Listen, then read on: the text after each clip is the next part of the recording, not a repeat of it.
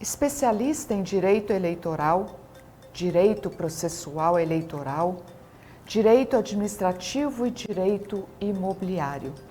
Dr. Paulo Goiás é um advogado renomado no meio político brasileiro, especialmente em Brasília. Olá, Dr. Paulo, seja mais uma vez bem-vindo ao Hoje News. Muito obrigado, Edna. É sempre um prazer estar aqui no Hoje News com vocês, ainda mais falando de um assunto que eu gosto tanto, como é política e direito.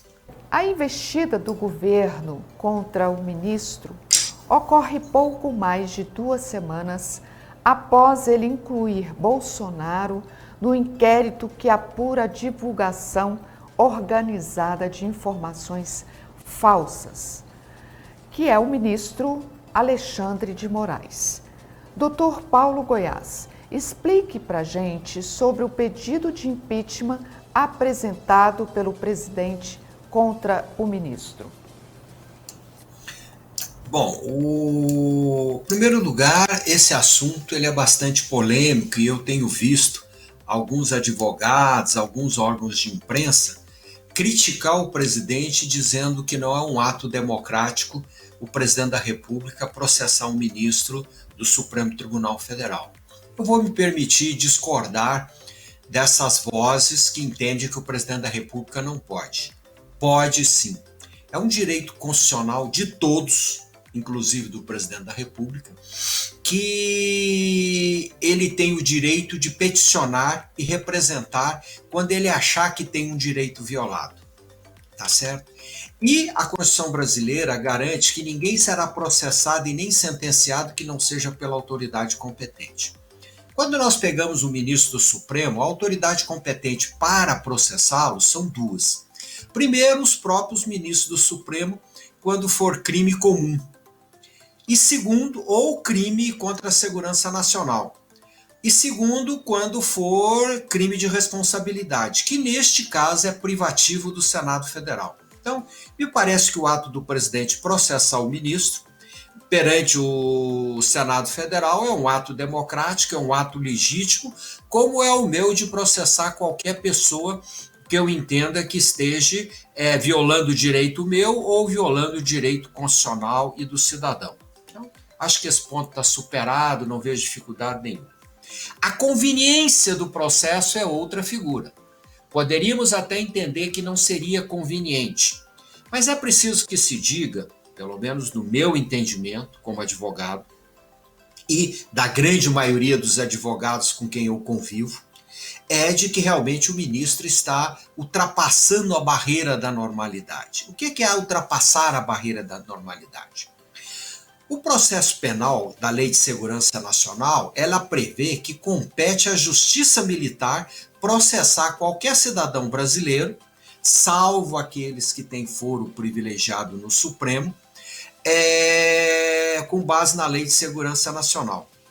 A ação, segundo a própria Lei da Segurança Nacional, eu até esqueci o nomezinho dela aqui, a Lei 7.170, no artigo 30 e seu parágrafo único, ela diz que a lei é de competência originária para a instalação, porque ela é uma ação penal pública, compete ao Ministério Público. Então, me parece que quando o ministro do Supremo pega um artigo do regimento do Supremo, que trata de matéria interna corporis do Supremo, qual seja, processar um funcionário por desvio de conduta, por alguma coisa na área administrativa, jamais na área penal. A partir do momento em que o ministro se alvora no direito de processar o presidente da República, de processar deputado federal, de processar artistas, de processar idosos, de processar militantes políticos, principalmente de uma corrente que ele não gosta, me parece que ele está violando o Estado Democrático de Direito. E quando ele viola o Estado Democrático de Direito, ele, ministro, cai também na Lei 7.170 de 83, porque ele está violando o regime representativo, democrático e o Estado de Direito. E, neste caso, o fato dele ter aberto o inquérito contra o presidente, nada muda. Só me parece que o senhor Alexandre de Moraes que tanto livro publicou e que tanto fala bonito na televisão, quando está lá dando o seu voto, aplicasse o que ele fala lá. Por quê? Se o presidente da República o está processando, se o Roberto Jefferson o processou muito antes na Procuradoria e no próprio Supremo, ele está impedido de julgar o Roberto Jefferson, de julgar o Ottoni de Paula, assim como ele estava impedido de outros.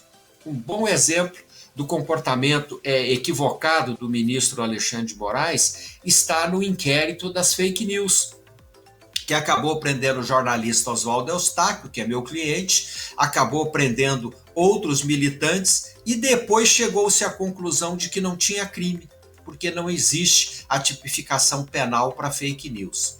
Então, o Supremo tem que ter cabeça fria, os ministros do Supremo não podem agir com a emoção, eles têm que agir com a racionalidade. A partir do momento em que o ministro Alexandre de Moraes deixou a racionalidade e passou a agir com emoção, ele criou uma ruptura institucional.